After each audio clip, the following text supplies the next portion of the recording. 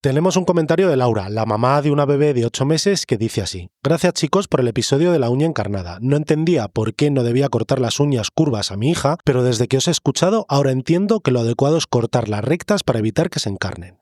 Gracias a ti, Laura. Ya sabes que en este podcast encontrarás un montón de consejos y explicaciones que te van a venir de perlas para que ofrezcas a tu hija los mejores cuidados. Aquí comienza Sin Cita Previa, con dos pediatras en casa, un podcast de Adeslas. Bienvenidos a todos a Sin Cita Previa, el podcast de Adeslas sobre salud infantil. Yo soy Elena, pediatra, y a mi lado tengo a mi compañero Gonzalo, que nunca falta. ¿Cómo estás? Hola Elena, hola a todos los que estáis ahí al otro lado de los auriculares. A ver, Elena, todas las semanas nos presentamos como si este fuera el primer episodio, pero yo creo que esto ya no es un nuevo podcast que la gente nos conoce, ¿no? Bueno, Gonzalo, seguro que siempre hay alguien nuevo cada semana y tendrán que saber quién está al mando de esto, ¿no? Pero bueno, tienes razón que ya llevamos más de 170 episodios y seguro que nuestros oyentes nos tienen más que localizados. Así que, ¿de qué vamos a hablar hoy? Pues hoy vamos a hablar a fondo de la ictericia del recién nacido, que dicho así, seguro que a mucha gente no sabe ni lo que es ni a lo que nos referimos. Pero si te digo que son esos bebés que se les mete en la incubadora con una luz porque están puestos amarillitos, seguro que todo el mundo ya sabe de lo que hablamos, por lo menos. Pues ahí, claro, ahí la cosa cambia porque ya va sonando un poco. Pero antes de empezar con el tema de la ictericia, te voy a hacer mi pregunta que a mí me gusta hacerte. ¿Sirve de algo que a esos niños que están un poquito amarillitos los pongamos a la luz para que les baje la bilirrubina? A ver, sirve, porque el espectro de luz solar incluye la luz que utilizamos para tratar la ictericia de los recién nacidos. De todas maneras, como a los bebés no les debe dar el sol de forma prolongada, pues la verdad es que por ponerle unos minutitos debajo de una ventana o a la luz solar, realmente no vamos a conseguir nada para la ictericia, así que mejor no hacerlo. Bueno, pues ya hemos conocido un poquito qué es esto, ¿no? De la ictericia, los bebés amarillos, un poco de la luz, pero bueno, ahora vamos a adentrarnos en el tema. Y la primera pregunta es, ¿qué es esto de ponerse amarillo, o que en términos médicos se llama ictericia? Pues la ictericia es la coloración amarillenta que aparece en la piel, ¿no? Cuando sube la bilirrubina, ¿no? Como diría Juan Luis Guerra, que todos seguro que habéis escuchado la canción. Pues cuando sube la bilirrubina nos ponemos amarillos. Qué bonito, ¿no? Esto de me sube la bilirrubina. Y es verdad que hay muchas causas de que suba la bilirrubina, ¿no? De que te pongas amarillo y tengas esta enfermedad que se llama ictericia. Y en realidad, sobre todas las edades, pues la causa más frecuente de ponerse amarillo en la infancia, hablando de niños, es el periodo neonatal inmediato, los recién nacidos, que por frecuencia pues tiene muchísimo interés el conocimiento de la población general, porque es muy, muy habitual que los recién nacidos se pongan amarillitos. ¿Y qué es esto de la bilirrubina, ¿no? Porque realmente la ictericia se produce porque sube la bilirrubina, eso yo creo que nos lo sabemos todos de la canción, pero la bilirrubina en sí, ¿por qué sube más en los recién nacidos que en otras edades? Bueno, pues la bilirrubina es el producto de degradación de la hemoglobina, ¿vale? Que dicho así, seguramente la gente estará diciendo, no me están diciendo nada. Pero la hemoglobina todos sabemos lo que es, ¿no? Es esa parte de la sangre que está en los glóbulos rojos que transporta el oxígeno, y entonces no es infinita para toda la vida, sino que se va creando y destruyendo. Entonces, y siempre unos niveles que no son visibles en la piel, ¿no? De forma habitual. Claro, pero lo que te quería decir es que cuando la hemoglobina se destruye, se degrada en bilirrubina, y eso es ahí cuando pues tiene unos niveles, siempre, todos tenemos un poquito de bilirrubina en la sangre, unos niveles que decimos no patológicos que no colorean a la persona, pero cuando esos niveles suben mucho es cuando te pones amarillo, ¿no? Claro, y que suba la bilirrubina, pues bueno, hay dos componentes. Yo creo que todo el mundo asocia ponerse amarillo con el hígado, y esto en realidad fuera del periodo neonatal es la causa más frecuente, pero en el recién nacido pues tiene una peculiaridad, que esta bilirrubina, que es la que de forma total te va a poner amarillo, sabemos nosotros, esto lo sabemos los médicos, pero bueno, ya que estamos aquí lo contamos, cuando sube valores por encima de 5, pues son visibles al ojo, ¿no? El niño ya empieza, o el niño o el adulto, empieza con la carita amarilla, la parte blanca de los ojos se pone amarilla, y cuando sube más, pues esta intensidad de amarillo sube.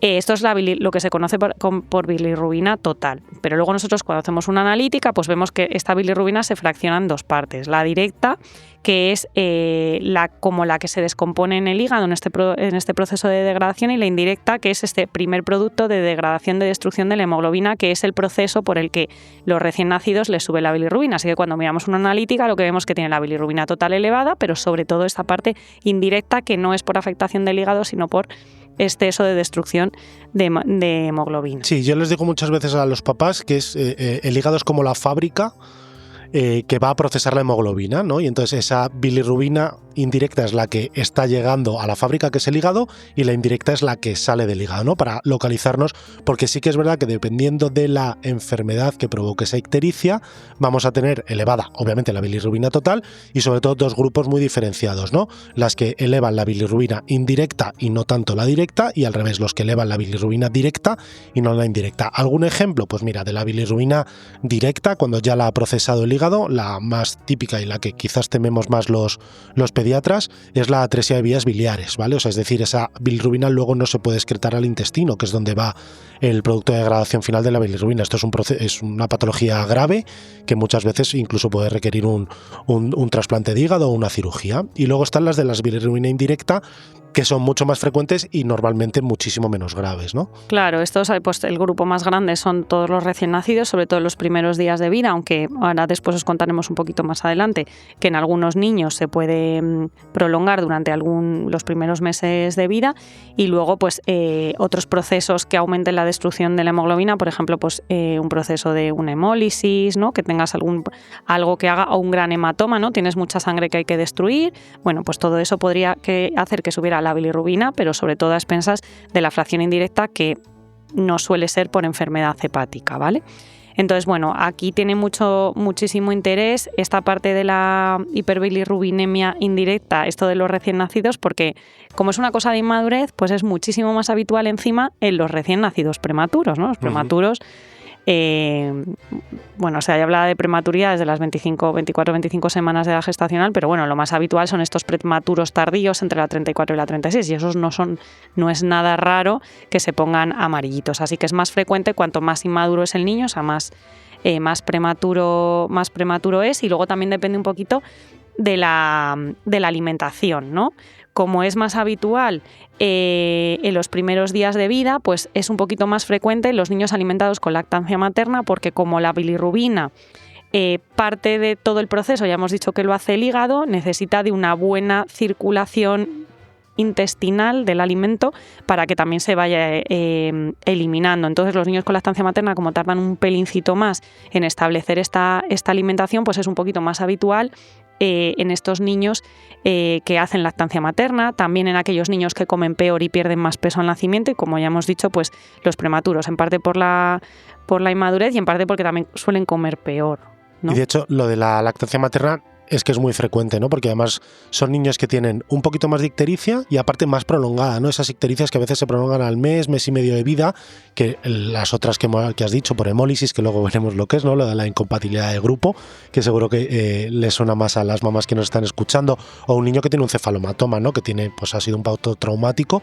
esas normalmente desaparecen antes del mes de vida. Sin embargo, las de lactancia materna, al pediatra del centro de salud le puede decir, oye, este niño lleva más de 3-4 semanas amarillito, ojo, vamos a ver que sea solo por lactancia materna y no por otro tipo, y a veces ahí sí que indicamos alguna prueba.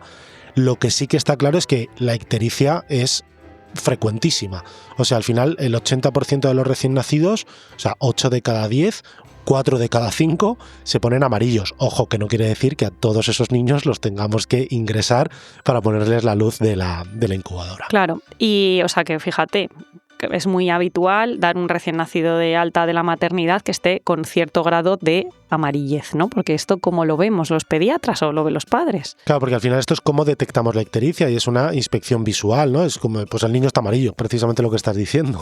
Y además es muy curioso porque este grado de amarillo depende de la intensidad, o sea, empieza a ser visualmente posible verlo cuando alcanza este valor que hemos dicho antes de 5 de bilirrubina total, pero a mayor valor, pues mayor es la extensión del cuerpo que se pone amarilla, siempre empezando por la cabeza y yendo hacia los pies. O sea que si vemos a alguien que está amarillo hasta los pies, pues tiene más bilirrubina que el que tiene solo amarilla la cabeza, ¿no? Eso o es. Los ojos. Y además es que son los ojos lo primero que se colorea porque es la parte blanca de la cara, ¿no? Que son la conjuntiva. Y por tanto, como solo con inspección visual ya somos capaces de ver a alguien que tiene ictericia, ¿es necesaria la analítica en todos los casos? Pues sí y no. Te iba a decir que sí directamente, porque sí que es verdad que para conocer los niveles de bilirrubina, que al final es lo que nos va a decir si ponemos tratamiento o no, y el tipo, hay que determinar, ¿no? Porque claro, lo de si es directa o indirecta, porque tiene un tratamiento o tiene otro. Pero sí que es verdad que los pediatras normalmente estamos acostumbrados, aunque el ojo nos puede fallar, a este niño que tiene ictericia solo en la cara, sé que no va a necesitar fototerapia, y en cambio este que está coloreado hasta pues, la parte inicial de las piernas seguramente sí.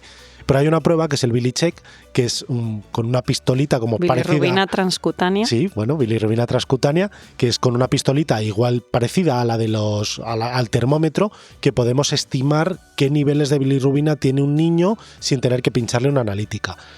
Sí que es verdad que es una prueba de cribado, o sea, no nos sirve para determinar si ponemos tratamiento o no, pero muchas veces en el centro de salud, que no podemos hacer esas analíticas, hacemos en ese niño que tenemos duda esa bilirrubina transcutánea, y en el caso de que nos salga alta, pues lo enviamos a urgencias para que se confirme como una analítica. Pero está claro que para saber si un niño realmente tiene o no tiene una hiperbilirrubinemia que va a necesitar un tratamiento con fototerapia, pues obviamente hay que hacer una analítica. Claro, y luego decir que lo más importante a la hora de diagnosticar la ictericia no es tanto si está amarillo o no, que eso ya lo estamos viendo, sino cuánto valor o qué riesgo tiene de que le suba mucho la bilirrubina y que necesite ingreso, ¿no?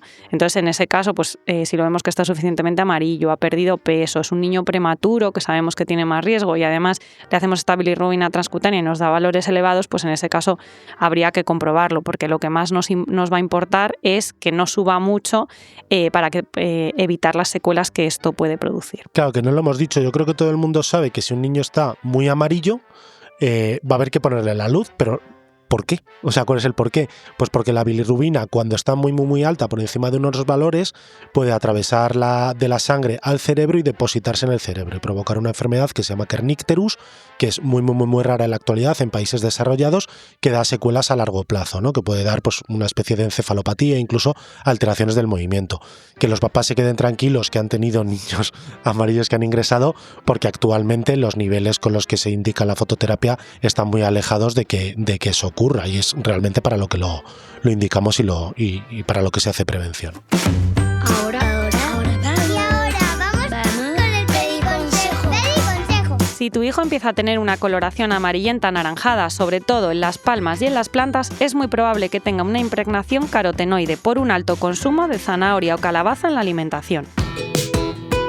Si te gusta nuestro contenido, suscríbete a Sin Cita Previa en cualquier plataforma de podcast. Déjanos un comentario y visítanos en el espacio de salud y bienestar de Adeslas para disfrutar de los mejores contenidos de salud creados por nuestros expertos sanitarios. Sin Cita Previa, con 2 pediatras en casa. Bueno, esto es muy importante lo del pediconsejo que hemos dicho, porque claro, si hemos dicho que la ictericia es porque sube la bilirrubina, empieza en la cabeza y en los pies, por la cabeza y va hasta abajo, el hecho de que tengamos solo las palmas y las plantas, pues ya nos puede orientar a que no es lo mismo. Efectivamente. Y además no es el mismo color, tampoco. Y aparte son niños, lo hemos dicho en el pediconsejo, que están con alimentación complementaria, o sea, no son recién nacidos.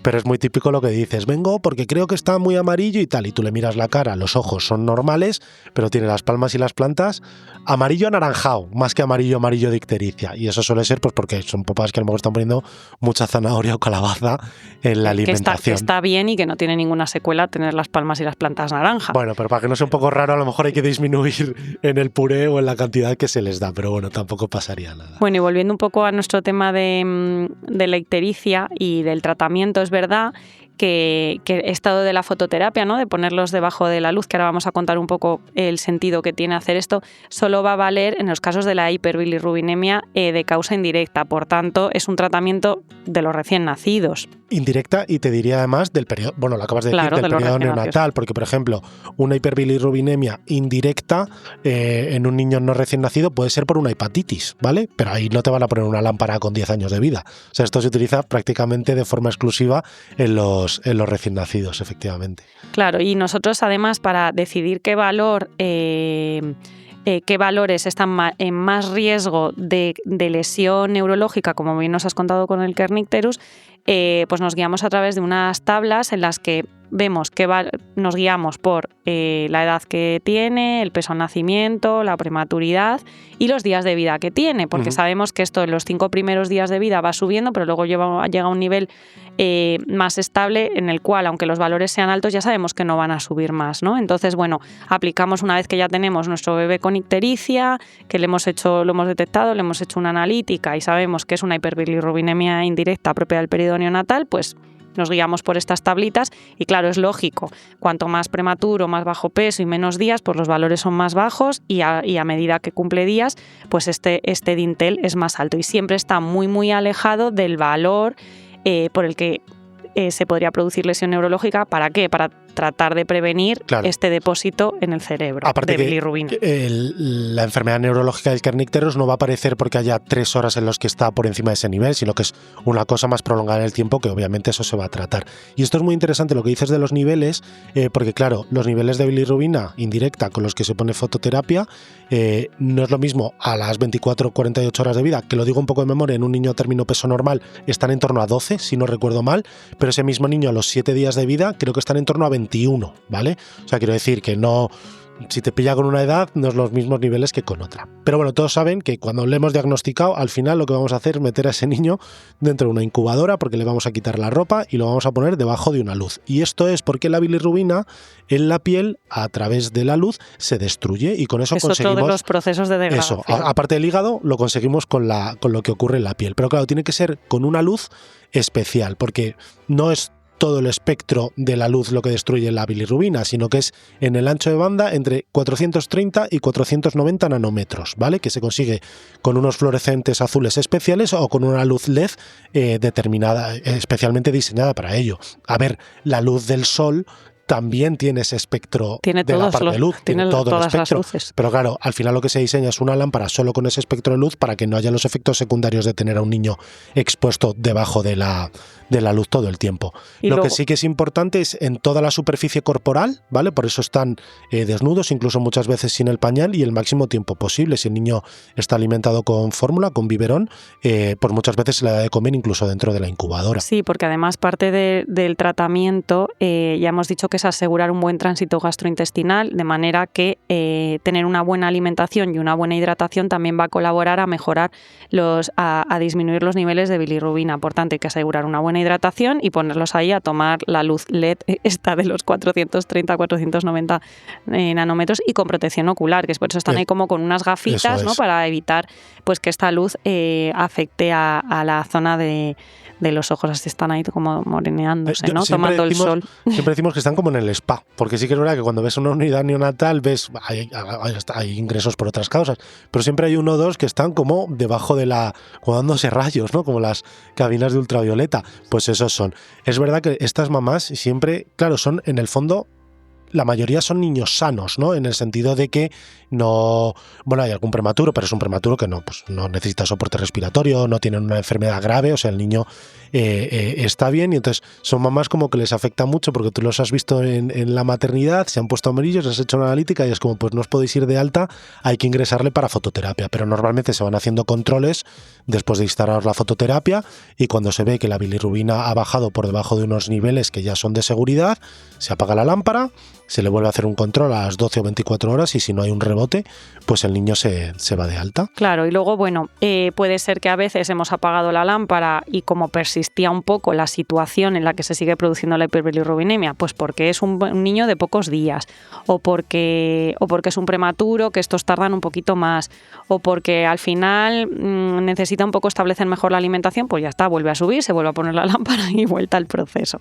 O sea que, bueno, suele ser así. Luego en los casos en los que sube la bilirrubina está muy muy por encima de los valores, que con las primeras horas de fototerapia, que a veces no se pone una lámpara, así que no se pueden poner incluso 2 o 3, no lo hemos conseguido, pues hay otro tratamiento que también que es muy eficaz para disminuir los niveles de bilirrubina, pero es muy invasivo y se deja solo para los niños que están en mayor riesgo, y que sería pues cambiar la sangre. O sea, esta tiene mucha bilirrubina, pues voy a poner una sangre con concentrado de hematíes y plasma, de manera que al recambiarla pues baja de forma muy eficaz. Sí, es lo que se llama deja para los niños más graves, ¿no?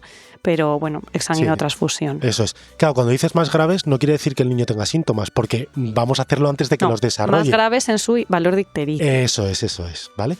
Y esto nos lleva un poquito a hablar de dos situaciones que son, yo creo, las dos causas, más allá de la prematuridad, el bajo peso, los síntomas que habías dicho, más frecuentes que te pueden llevar a una ictericia neonatal, que son la incompatibilidad de grupo, ya sea por la parte del grupo AB0, ¿no? la parte del grupo sanguíneo, o por el RH, que aquí lo que ocurre es que hay anticuerpos de la madre que han atravesado la placenta que no son compatibles porque la sangre del niño y la sangre de la mamá no tienen el mismo grupo sanguíneo, que hacen que se destruyan más hematíes, ¿no? Hay más destrucción de hematíes, más destrucción de hemoglobina, con lo cual más hemoglobina que procesar, más y sube para arriba la hemoglobina. A ver, son ictericias de buen pronóstico porque como las mamás, dependiendo del grupo, y se ponen amarillos normalmente cuando todavía están ingresados en el hospital, lo vamos a pillar muy, muy, muy a tiempo, pero son ictericias un poco pesadas. Claro, porque los anticuerpos maternos que están circulando en la sangre del bebé pues no duran infinito, pero hombre, tienen una semana, 10 días a veces. Y entonces, bueno, pues mientras están ahí están haciendo su labor. Es verdad que son ictericias que son un poquito más prolongadas, pero bueno, igual se tratan igual. Los dinteles son un poquitín más bajos que para las ictericias que no son por incompatibilidad, pero el tratamiento es el mismo. Y dentro de las incompatibilidades, pues diríamos dos, ¿no? Las de grupo AB0 que hemos dicho que son mucho más frecuentes y menos leves, y las del grupo más leves, y luego las del grupo RH, ¿no? Que todas las mamás saben, sobre todo las RH negativo, ¿no? Que esas son más graves, pero son muchísimo menos infrecuentes porque hay profilaxis, que se les pone a las madres una gamma globulina que en el caso de hacer anticuerpos pues los neutralizan. O sea que para que no pasen al bebé y no desarrollen. Claro, así que bueno, esos son muy poco habituales. Y luego también lo hemos comentado un poquito, pero aquellos bebés que nacen como con chichones del parto, lo que llamamos los cefalomatomas, pues que tienen ahí un chichón grande en alguna zona, que son más frecuentes en los partos instrumentales, por ejemplo en un forceps o incluso en una ventosa. Pues al final eso es un hematoma donde se ha acumulado sangre y esa sangre pues se tiene que destruir y entonces los hematomas tardan un tiempo en mejorar y en ese proceso de destrucción de la hemoglobina en el que se va reabsorbiendo pues igual se está generando bilirrubina. Pues esos son bebés que también van a tener una ictericia un poquito más intensa y más prolongada. No suele ser nada importante, los dinteles del tratamiento son los mismos y el tratamiento es igual que los otros que hemos contado. Y ahora unos consejitos, toma nota, que no te olvides. La ictericia es un síntoma clínico que nos suele indicar que en un recién nacido la bilirrubina está alta. La mayoría de las veces no precisa tratamiento, aunque en algunos casos requieren ingreso para fototerapia. Aun con todo, la ictericia en el recién nacido, haya precisado tratamiento o no suele tener consecuencias para el bebé durante el resto de su vida. Y bueno, hemos llegado al final. Desde aquí un abrazo muy grande para todos, pero sobre todo a esas mamás que tras el nacimiento de su bebé deben quedarse ingresadas por una hiperbilirrubinemia. Nos escuchamos en el siguiente episodio. ¡Hasta pronto! En el siguiente episodio hablaremos sobre miopía e hipermetropía en la infancia.